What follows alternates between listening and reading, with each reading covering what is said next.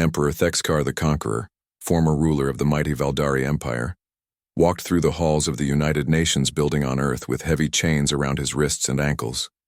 Colonel Haewon Shin walked beside him, her hand resting on a weapon that could erase him from existence with the press of a button. The once proud emperor looked nothing like the fierce warrior who had ordered the destruction of human colonies. His forearms hung limp at his sides. His red eyes were dull with defeat.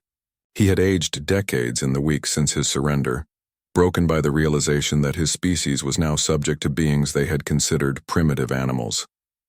"Keep walking," Colonel Shin said quietly. "Secretary General Kim is waiting." The main assembly hall had been transformed for this historic moment. Representatives from 43 different alien species sat in the gallery, all of them watching nervously as the most powerful military leader in known space was led to face human justice. Secretary General Bo-Ram Kim sat at the center of the proceedings, her expression calm but stern. She had been chosen to preside over this ceremony because of her reputation for fairness and her ability to speak 17 different alien languages. Today she would establish the new order that would govern the galaxy. "Emperor Thexkar," she began, her voice carrying clearly through the vast hall, "you stand accused of ordering the unprovoked attack on 3 human colonies, resulting in the deaths of 4.7 million innocent civilians. How do you answer these charges?" Thexkar looked around the hall at the assembled alien representatives. Many of them had been his allies only weeks ago. Now they avoided his gaze, afraid that association with him might bring human wrath upon their own species. I am guilty," he said finally, his voice barely a whisper. "I believed humans were weak. I thought your colonies would be easy targets. I was wrong about everything." Secretary General Kim nodded. "The penalty for war crimes of this magnitude is death. However, humanity has decided to be merciful. You will spend the rest of your life in prison, thinking about the consequences of underestimating other species." She turned to address the gathered aliens. "Let this be a lesson to all. Humanity seeks peace and cooperation with all species, but those who threaten our people will face consequences beyond their imagination." Dr. Chan-Woo Lim, Earth's leading expert on galactic politics, stepped forward to address the assembly. "Distinguished representatives, today marks the beginning of a new era. The Valdari Empire is dissolved. Its territory will be reorganized as the human protectorate of Valdros, with former Emperor Thexkar's subjects becoming citizens under human protection."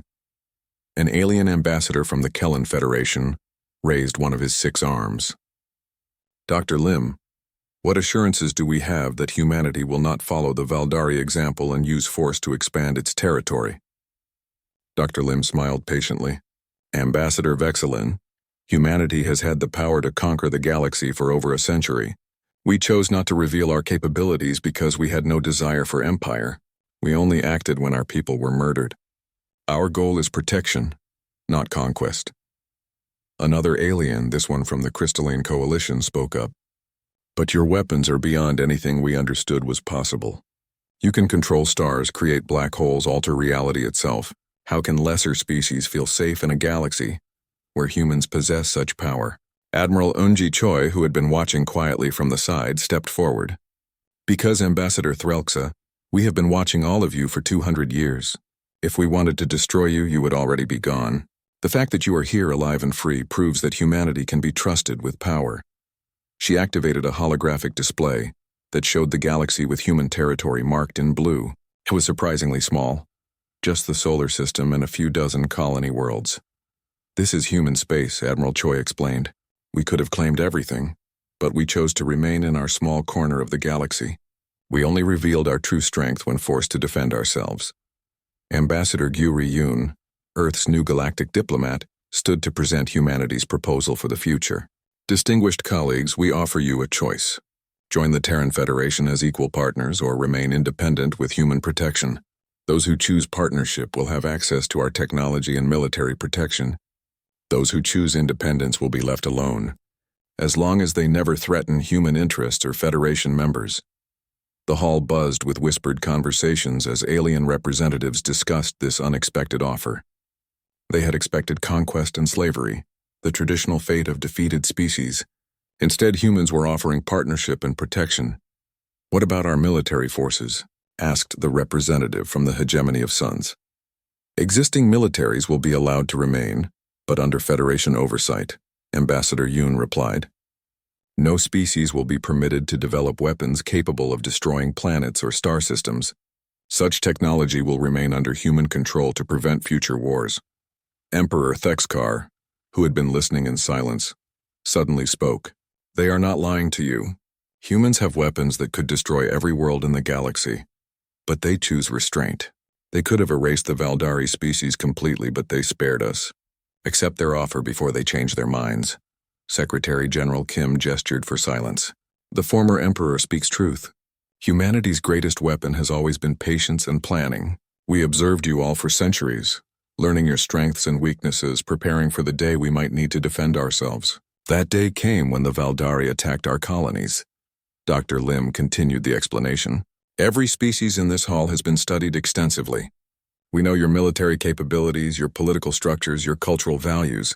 We have developed specific countermeasures for every possible threat. But we prefer cooperation to conflict. The representative from the ancient Ethereal Council, a species that had ruled portions of the galaxy for millennia, spoke with obvious respect. Humans of Earth, your species has achieved something unprecedented. You have demonstrated the ability to destroy civilizations while choosing to protect them instead. The Ethereal Council formally requests membership in your Terran Federation.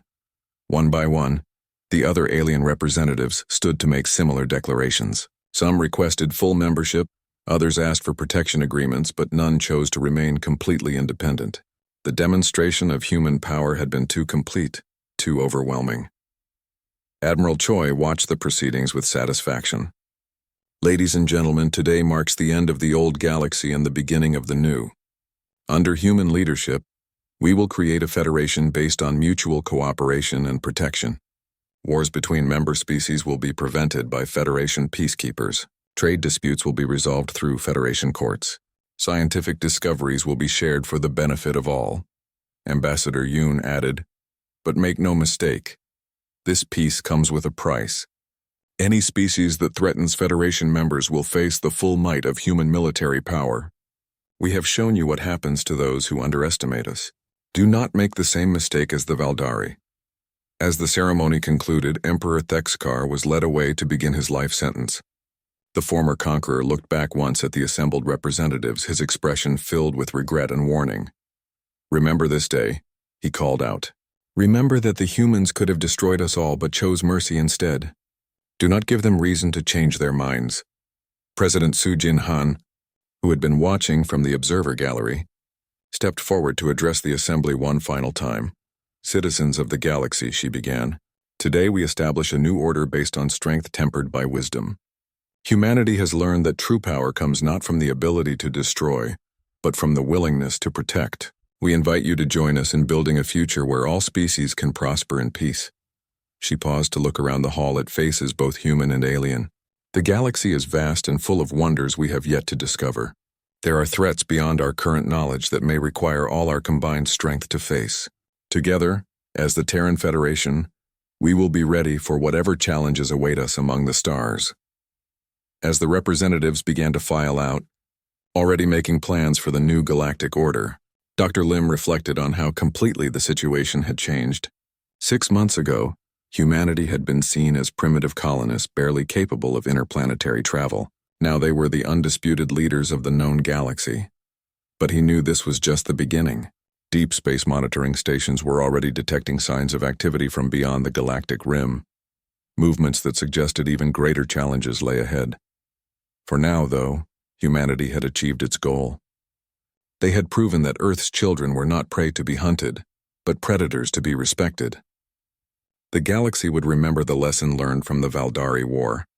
Never underestimate the species that calls itself human. The new order was established, and it would endure as long as humanity possessed the strength and wisdom to maintain it. The age of human dominance had begun, born from the ashes of colonies destroyed by those who mistook patience for weakness. Their enemies had struck first, believing they faced helpless victims. Instead, they had awakened something that would reshape the galaxy forever. Emperor Thexkar the Conqueror sat in his emergency command bunker, surrounded by the shattered remains of his mighty empire. Reports flooded in from across Valdari space, each one worse than the last. Entire fleets destroyed, planets cut off from communication, solar systems under human control. How? He demanded of his generals, his forearms trembling with rage and fear. How did a primitive species destroy us so completely? General Vextar, his head of intelligence, could barely look his emperor in the eyes. My lord, our analysis was completely wrong. The humans have technology centuries ahead of ours. They have been watching us, learning our weaknesses, preparing for this war longer than we have existed as an empire. Impossible, Vextar roared. Our scouts reported crude chemical rockets and nuclear weapons. That was what they wanted us to see, General Vextar admitted. Everything we knew about humanity was carefully crafted deception. While we thought they were peaceful colonists, they were actually studying every species in the galaxy and building weapons to counter all of us. On Earth, Intelligence Officer Bitna An intercepted the alien communications with professional satisfaction. Admiral Choi, the Valdari leadership is in complete panic. They're discussing something called a final strike protocol, apparently a plan to destroy star systems rather than surrender them. Admiral Choi's expression darkened. Scorched Earth tactics.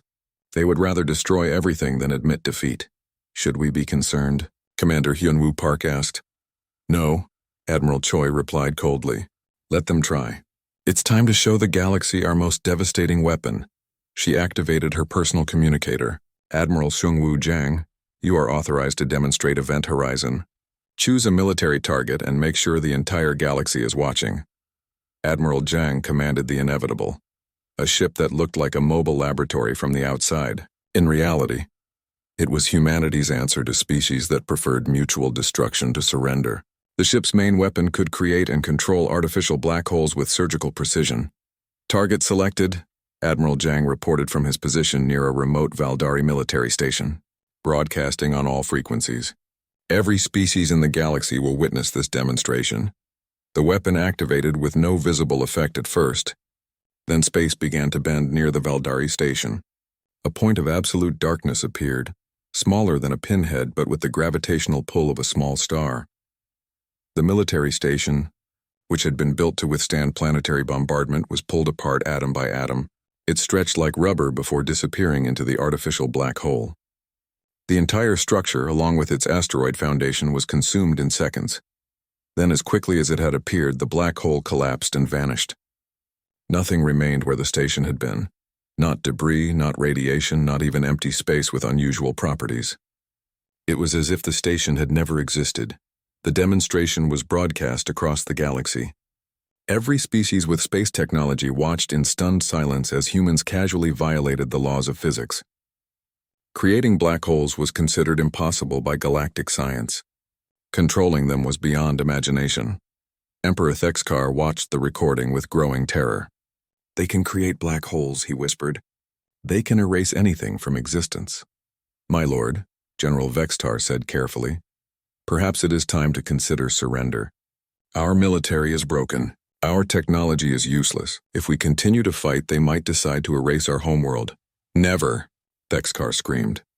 The Valdari Empire does not surrender. We will launch everything we have at their homeworld. If we must die, we will take them with us.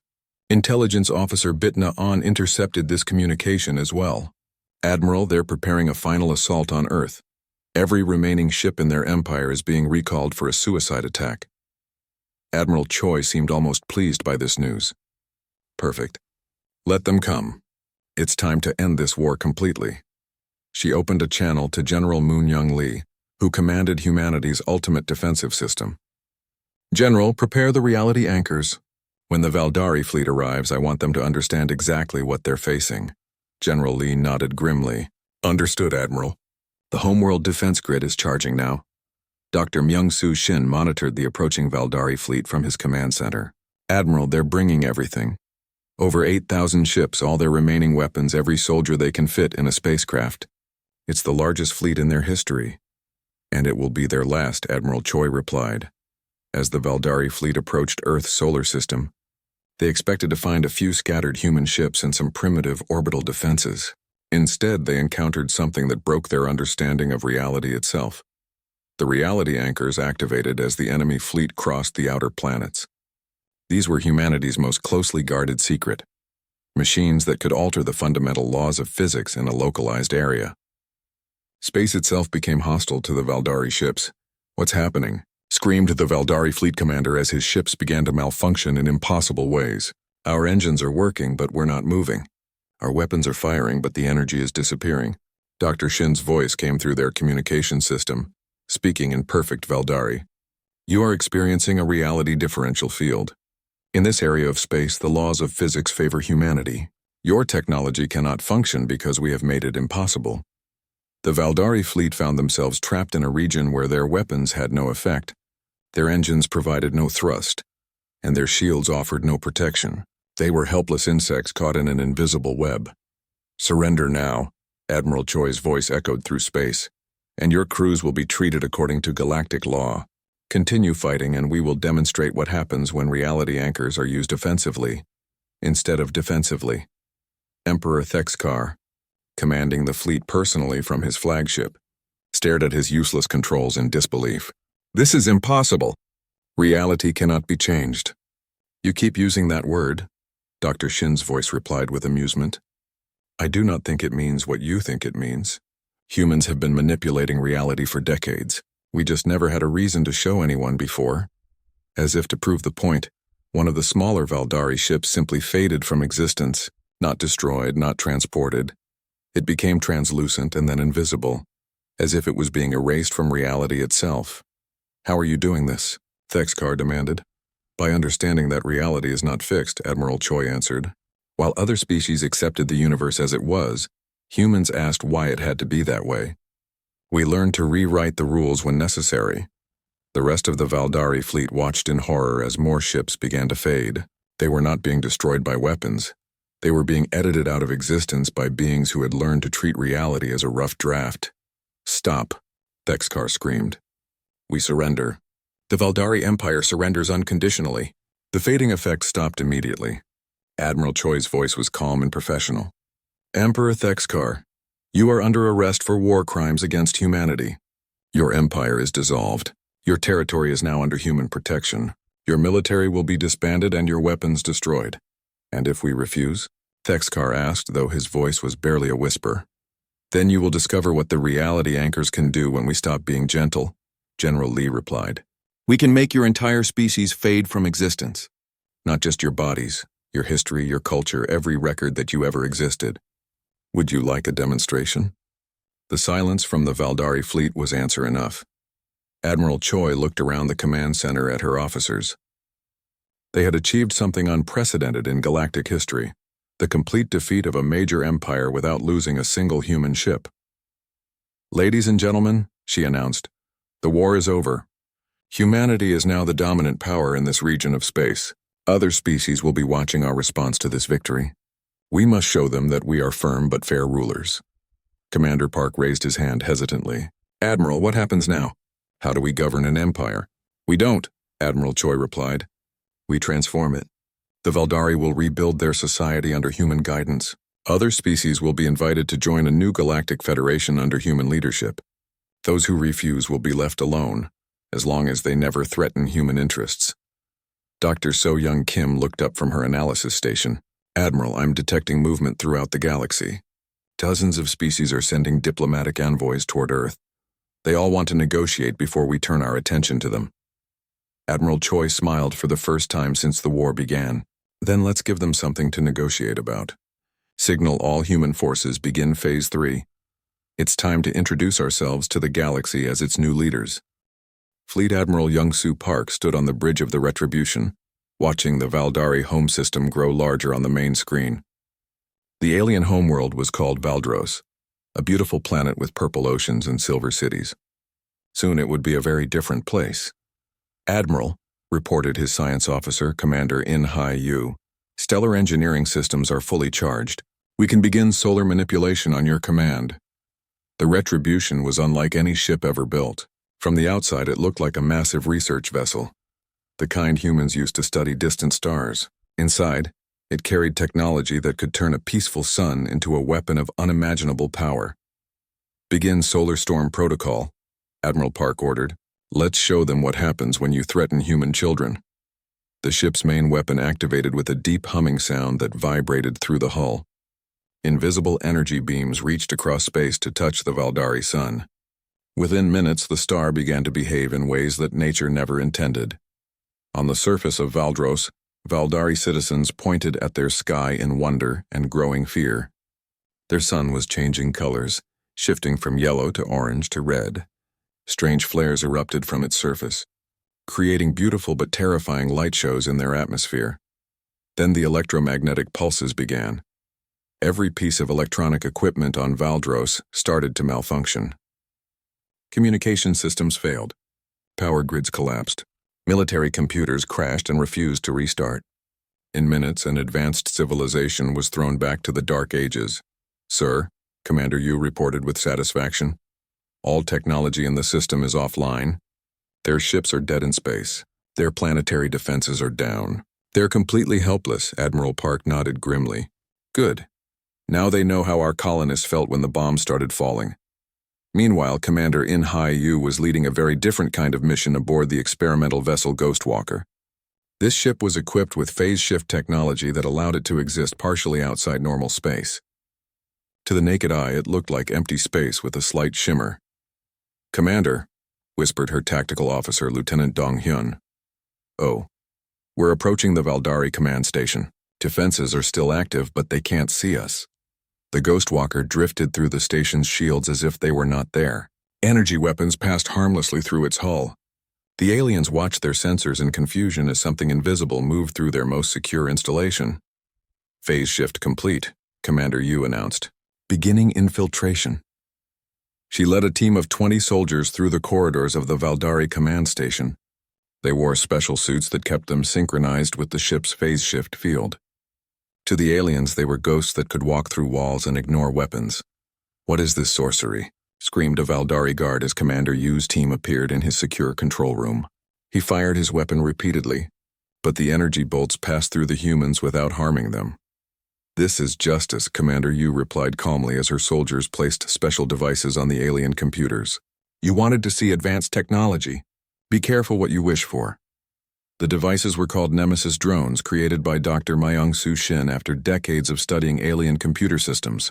They were artificial intelligences designed for one purpose: to learn and counter enemy technology faster than any organic mind could think. Within seconds of being activated, the drones had taken control of the Valdari command network. Every ship, every weapon, every communication system in their empire was now under human control. "Sir," reported a panicked Valdari technician to his commander, "our own ships are turning their weapons on us. The humans have somehow taken control of everything." The Valdari admiral stared at his screens in horror as his mighty fleet began destroying itself. Ships that had served the Empire for decades were now firing on their sister vessels with perfect accuracy. "How is this possible?" he whispered. Dr. Myung-Soo Shin's voice came through the alien communication system, speaking perfect Valdari. "Because we have been watching you for 200 years. We know your technology better than you do. We know your tactics, your weaknesses, your fears. You are not fighting humans, you are fighting yourselves." The demonstration was more terrifying than any weapon. The Valdari realized that their entire military infrastructure had been compromised. Every secret was known. Every defense had been countered. They were fighting an enemy that had been preparing for this war longer than their current generation had been alive. On Earth, strategic analyst Ji-Wan Chai monitored the collapse of Valdari resistance. "Admiral Choi, enemy forces are surrendering throughout their empire. Most of their fleets are completely disabled. The few remaining ships are requesting asylum in neutral systems." Admiral Choi watched the tactical displays with cold satisfaction. Red dots representing enemy forces were disappearing by the hundreds. Some were destroyed, others captured, but most were simply abandoned by crews too terrified to fight. "What about their leadership?" she asked. "Emperor Thexkar is evacuating the homeworld," Lieutenant Colonel Da-Eun Song reported. "He's heading for their emergency bunkers in the outer system." "Let him run," Admiral Choi said. "He'll be easier to capture when he's isolated and afraid." Commander Hyun-Woo Park, who had been watching the battle reports, shook his head in amazement. "Admiral, I still don't understand how we built all this without anyone knowing. The ships, the weapons, the intelligence network, it must have taken incredible resources." Dr. So-Young Kim answered from her analysis station. Commander, remember that humans have been in space for over 300 years. Every mining operation, every research mission, every trade expedition was also an intelligence-gathering opportunity. We've been cataloging alien weaknesses for centuries and building counters for everything we discovered, added engineer Wansik Bey from his underground facility. Every species in the galaxy has been studied and neutralized. The Valdari were just the first to give us an excuse to reveal our capabilities. The main screen showed images from across the galaxy as human forces emerged from hiding. Ships that had been disguised as cargo haulers revealed massive weapon arrays. Space stations that appeared to be mining platforms opened to release fleets of advanced fighters. Research vessels began deploying technologies that violated several galactic treaties. Sir, reported Captain Haijin Lim from her position aboard the Silent Thunder, we're receiving surrender offers from 17 different species. They've all seen what happened to the Valdari and want to negotiate before we turn our attention to them. Admiral Choi smiled coldly. Tell them we'll consider their offers after we finish dealing with the species that murdered our colonists. They started this war, we're going to finish it. Lieutenant Colonel Song looked up from her communication station. Admiral, Emperor Thexkar is requesting an audience. He wants to discuss terms for ending the conflict. Terms? Admiral Choi laughed. The only terms are unconditional surrender and war crimes tribunals for everyone involved in attacking our colonies. If he wants to discuss anything else, he can do it from a prison cell. Dr. Sang Woo Kang monitored the psychological warfare aspects of the campaign. Admiral, Valdari morale has completely collapsed. Their military is surrendering faster than we can process the prisoners. Most of their civilian population is hiding in underground shelters, convinced that humans are going to destroy their planet. Are we? Commander Park asked quietly. Admiral Choi considered the question seriously. That depends on how cooperative they are. The Valdari Empire killed millions of our people without warning. Justice demands a response. But we're not monsters, we're protectors. If they surrender completely and make reparations, their species can survive under human oversight. The battle was essentially over, though scattered fighting continued in remote systems. The Valdari Empire, which had ruled dozens of worlds for over 1,000 years, had been defeated in less than 24 hours by a species they had considered primitive. But Admiral Choi knew this was just the beginning. Other alien powers were watching, trying to understand how humanity had achieved such a complete victory. Some would try to ally with the new power in the galaxy. Others would see humans as a threat to be eliminated. The real test would come when those species made their choice. Admiral Kyung-ho Nam sat in the command chair of the Silent Thunder, watching the Valdari fleet through sensors that his enemies could not detect. 30 massive alien warships hung in space near the Kepler system, preparing for their next attack on human colonies. They had no idea that death was already among them. Admiral, whispered Captain Haijin Lim from her position at the weapons console, Quantum Cascade is charged and ready. All enemy vessels are within range. The Silent Thunder looked like an old cargo ship on the outside. The aliens had scanned it twice and decided it was not worth their attention. They had no way of knowing that inside its disguised hull was technology that could unmake matter itself. Target the center of their formation, Admiral Nam ordered quietly. Let's give them something to think about. Captain Lim pressed a series of buttons. For a moment, nothing seemed to happen. Then space itself began to ripple around the Valdari ships. The quantum cascade spread like invisible fire, touching one ship after another. The alien vessels did not explode. They did not burn. They simply stopped existing. One moment there were 30 massive warships, the next moment there was empty space. Not even debris remained. The surviving Valdari ships, which had been outside the cascade range, began screaming on their communication channels. Admiral Nam could hear the panic in their alien voices through the translation system. Impossible, one alien commander was shouting. The human ship made our fleet disappear. How is this possible? Retreat! Retreat! Another voice screamed. Report to High Command. The humans have weapons that can erase matter. Admiral Nam smiled grimly as he watched the remaining alien ships flee in terror. Send a message to Admiral Choi. Phase 1 is complete. Enemy staging area has been neutralized. On Earth, strategic analyst Ji-Won Che sat in a room filled with computer screens and communication equipment. For years, she had been secretly monitoring alien communications across the galaxy. Every species thought their transmissions were secure, But humanity had been listening to everything. "Admiral Choi," she called across the command center. "I'm reading massive panic throughout the Valdari Empire. Their fleets are reporting impossible human weapons. Some commanders are refusing orders, saying their ships will be destroyed by human sorcery." Admiral Choi nodded with satisfaction. What about their command structure? Breaking down rapidly. They had never considered the possibility that humans might have superior technology. Their entire military doctrine is based on overwhelming firepower. They don't know how to fight an enemy that can make their ships vanish. In another part of the facility, Dr. Sang-Woo Kang monitored a very different kind of weapon. For 20 years, he had been studying humans with special mental abilities. The government called it the Psionic Research Division, though most people thought it was just science fiction. "Admiral," Dr. Kang reported, "we're ready to begin neural disruption. Our operatives are in position throughout Valdari space." "Do it," Admiral Choi ordered. Across human space, people with rare mental gifts began to concentrate. They focused their minds on a specific pattern, a neural frequency that had been discovered through years of studying captured Valdari technology. The frequency was harmless to humans but caused severe pain and confusion in Valdari brain chemistry. The effect was immediate. Valdari commanders began collapsing at their posts. Their carefully coordinated fleet movements fell apart as officers struggled with crippling headaches and disorientation. Ships began drifting without guidance as their crews became too sick to function. Commander Hyunwoo Park watched the battle reports with amazement.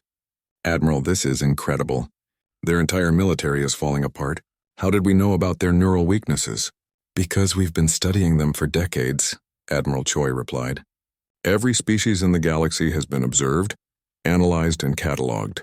We know how their brains work, how their technology functions, how their societies are organized. They think they're fighting primitive humans, but we know them better than they know themselves."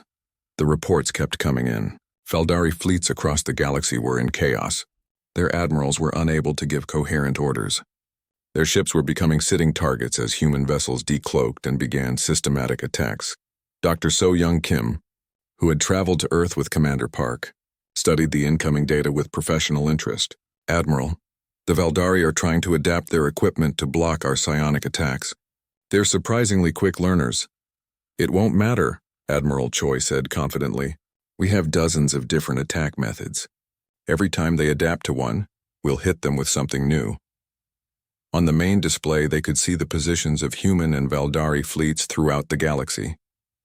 The alien forces were represented by red dots, and many of them were already turning gray as ships were destroyed or disabled. The human forces were shown in blue, and there were far more of them than anyone had imagined.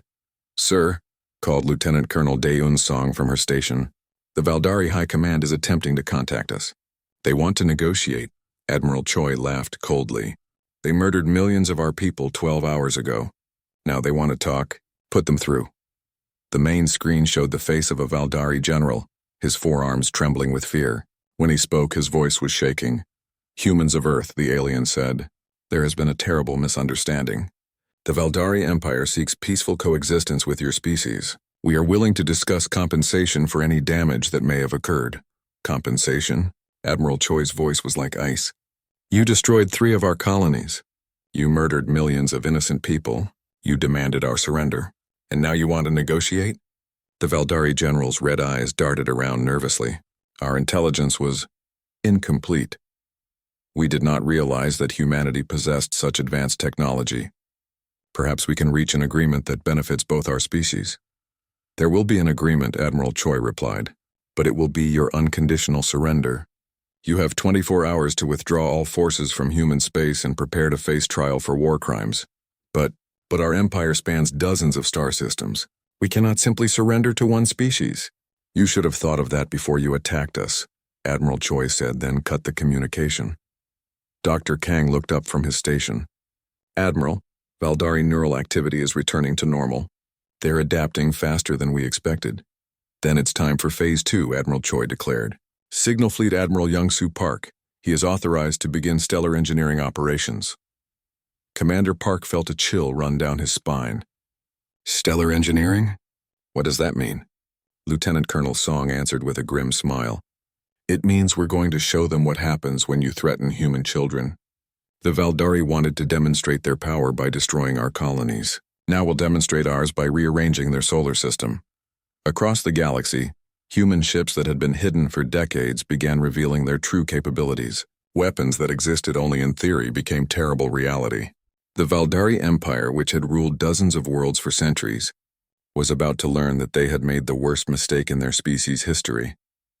The humans they thought were primitive prey had been predators all along, waiting patiently for the right moment to show their teeth. And that moment had finally arrived. Deep beneath the Himalayan mountains, Dr. Jae Hyun-yoon walked through corridors that did not officially exist. The facility was buried 3 kilometers underground, hidden from satellites and sensors. For 30 years he had worked here developing weapons that could end civilizations.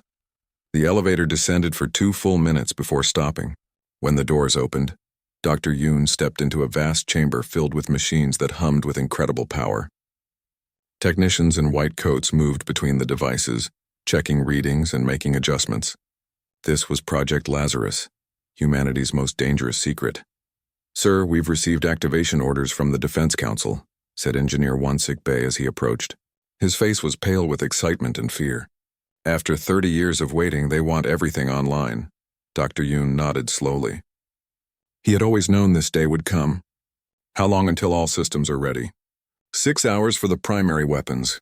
12 hours for the fleet. The fleet? Dr. Yoon smiled grimly. "I suppose it's time the galaxy learned what humans have really been building." On the surface, Admiral Yoonji Choi entered the Defense Council meeting room. The most powerful people in human space sat around a table, their faces grim. Commander Park and his officers had arrived from the outer colonies. They looked tired and angry, ready for any plan that might save humanity. "Ladies and gentlemen," Admiral Choi began, "the aliens think they are fighting primitive humans with chemical rockets and nuclear bombs. They are about to learn how wrong they are."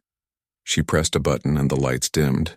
A holographic display appeared above the table, showing the solar system. But it was not the solar system that appeared in any textbook. Hidden throughout the asteroid belt were massive structures that looked like shipyards. For over a century, Admiral Choi continued, humanity has been preparing for this war. We knew that someday we would encounter hostile aliens. We have been watching the galaxy, learning about other species and building weapons they cannot imagine. Commander Park leaned forward. "Admiral, what are we looking at?" Lieutenant Colonel Dayun Song stood up. She was young but had the cold eyes of someone who had seen terrible things. "Commander, meet humanity's real military. Everything you know about our fleet is what we wanted the galaxy to see.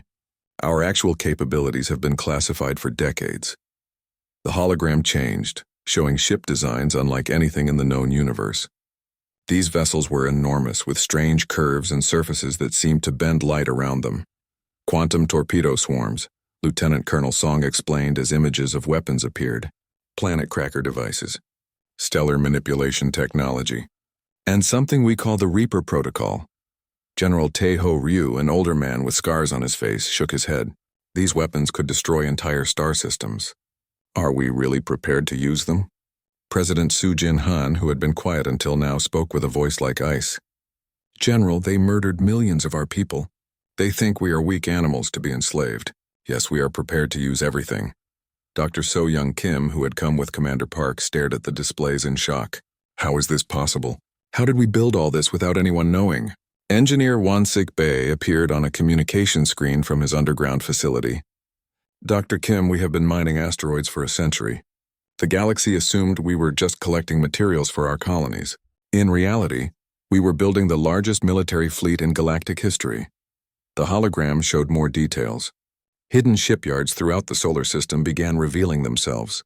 Structures that had looked like mining platforms were actually construction facilities. As they watched, enormous ships began emerging from concealment. "How many ships?" Commander Park asked, his voice barely a whisper. "Over 50,000 combat vessels," Admiral Choi replied. "Each one equipped with technology that our enemies cannot defend against. We have been studying every species in the galaxy for 200 years. We know their weaknesses, their fears, their military tactics." Captain Min-ho Lee, who had been silent, finally spoke. "Why? Why hide all this from us?" Lieutenant Colonel Song answered. "Because the galaxy is full of species that watch each other.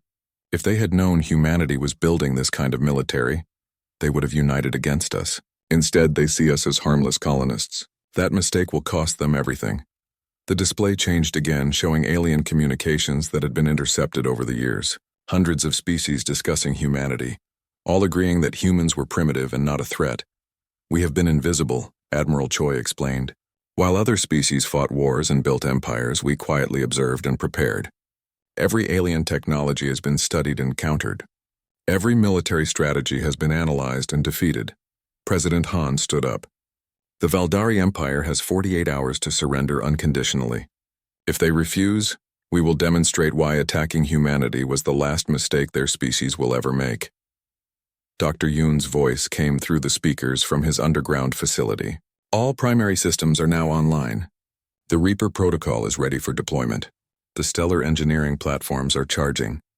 Our quantum weapons are armed and targeting enemy fleets." Commander Park felt dizzy. "Stellar engineering?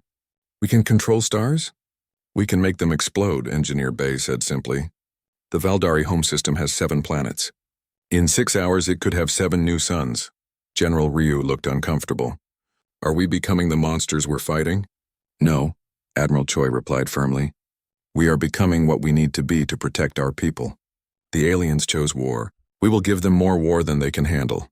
The hologram showed the Valdari fleets moving toward human colonies. Thousands of alien ships armed with antimatter weapons, ready to destroy every human world. They moved with confidence, certain they were facing helpless prey. "Admiral," Commander Park said, "when do we strike?" "The first phase begins in 3 hours. Our stealth ships are already in position around enemy fleets. The aliens think they are hunting sheep. They are about to discover they have wandered into a wolf pack." Lieutenant Colonel Song smiled for the first time since the meeting began. The Valdari wanted to test human resolve by destroying our colonies. Instead, they have given us the excuse we needed to show the galaxy our true power. President Han looked around the room at each person. "Ladies and gentlemen, humanity has been underestimated for the last time. When this war is over, every species in the galaxy will know that Earth's children are not prey. We are the apex predator." Dr. Yoon's voice came through the speakers one more time. "All weapons are ready. All ships are prepared. The hidden strength of humanity is about to be revealed." Admiral Choi nodded. "Then let us begin. Signal all commanders. Operation Awakening is now active. Show them what humans are really capable of." As the meeting ended, Commander Park realized that everything he thought he knew about humanity was wrong. They were not the peaceful colonists that the galaxy believed. They were something far more dangerous, patient predators who had been waiting for this moment for centuries. The real war was about to begin. Commander Hyun-woo Park stood in the command center, watching the screens with growing horror. Red alerts flashed across every monitor, and the voices of his officers filled the room with urgent reports. 3 human colonies had gone silent in the span of 2 hours: New Busan, Terra Nova, and Harmony Station. All dead. "Sir, we're receiving the final transmission from New Busan," said Lieutenant So-Young Kim, her voice shaking. She pressed a button and the room filled with static and screaming. Through the noise, they could hear explosions and someone shouting about ships in the sky. "They came from nowhere," a panicked voice said through the speakers. "Massive ships, bigger than anything we've ever seen. They're bombing everything. The children. Oh God, the children." The transmission cut to silence. Dr. So-Young Kim, the lead scientist studying alien life, walked quickly to her station. Her fingers moved across the controls as she analyzed the weapon signatures from the attack sites. "Commander, these readings are unlike anything in our database. The energy patterns suggest antimatter weapons. Whoever did this has technology far beyond ours." Captain Min-Ho Lee slammed his fist on the table. "We need to hit back now. We can't let them think humans are weak." "With what?" Commander Park asked, his voice tired. "Our entire fleet has maybe 200 ships. Intelligence reports say the attackers had over 10,000 vessels. We're outnumbered 50 to 1. The room fell quiet except for the humming of computers. Everyone knew the math. Humanity had spread across dozens of worlds, but their military was small. Most people believed the galaxy was peaceful. Wars were something from the old days, back when humans only lived on Earth. A new voice broke the silence. "Sir, incoming transmission on the emergency channel." The main screen flickered, then showed the image of a creature that looked nothing like a human. Its skin was gray and rough, with 4 arms and eyes that glowed red. When it spoke, its voice was like grinding metal. "Humans of Earth," the creature said. "I am War Commander Thexmore of the Valdari Empire. Your colonies have been destroyed as a demonstration of our power. You have 48 hours to surrender all remaining human settlements to our control. Refuse and we will burn every world you inhabit." The creature leaned closer to the camera. "Your species is weak. Your weapons are primitive. Your resistance is meaningless. Submit now, and some of you may be allowed to live as servants." The transmission ended. Commander Park felt a cold weight in his stomach. He had fought in the Mars Independence War 20 years ago, but that was humans fighting humans. This was different. These aliens had destroyed 3 colonies in hours. "Millions of people were dead, sir," Dr. Kim said quietly. "I'm detecting massive energy signatures throughout the galaxy. It looks like the Valdari have fleets positioned near all our major colonies. They're ready to attack everything at once." Captain Lee stood up, his face red with anger. "We have to fight." "We can't just give up." "Fight with what?" Dr. Kim asked. "Our best ships carry nuclear weapons. These aliens are using antimatter. It's like bringing swords to a gunfight." Commander Park closed his eyes for a moment. When he opened them, he looked at his communications officer. "Get me Admiral Yoonji Choi on Earth. Emergency priority." "Yes, sir. Connecting now." The screen showed the face of an older woman with steel-gray hair and sharp eyes. Admiral Choi had been in charge of Earth's military for 15 years.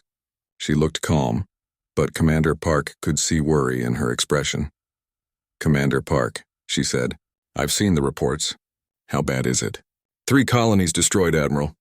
Millions dead. The aliens are demanding we surrender everything in 48 hours. Our intelligence says they have enough ships to destroy every human world. Admiral Choi was quiet for a long moment. "Commander, I need you to return to Earth immediately. Bring your senior staff. We're calling an emergency meeting of the Colonial Defense Council. Admiral, shouldn't we be preparing our fleets for battle? Just come home, Commander. There are things you need to know. Things that have been classified for a very long time." The connection ended, leaving Commander Park staring at a blank screen. He looked around the room at his officers. Dr. Kim was studying her readings again. Captain Lee was pacing back and forth. Everyone looked scared and angry. "Sir," said Lieutenant Kim. "What do we do?" Commander Park took a deep breath. "We go to Earth." Admiral Choi sounded like she has a plan. "What kind of plan could work against aliens with antimatter weapons?" Captain Lee asked. "I don't know," Commander Park admitted. "But the Admiral has never let us down before. Maybe Earth has some surprises we don't know about." Dr. Kim looked up from her station.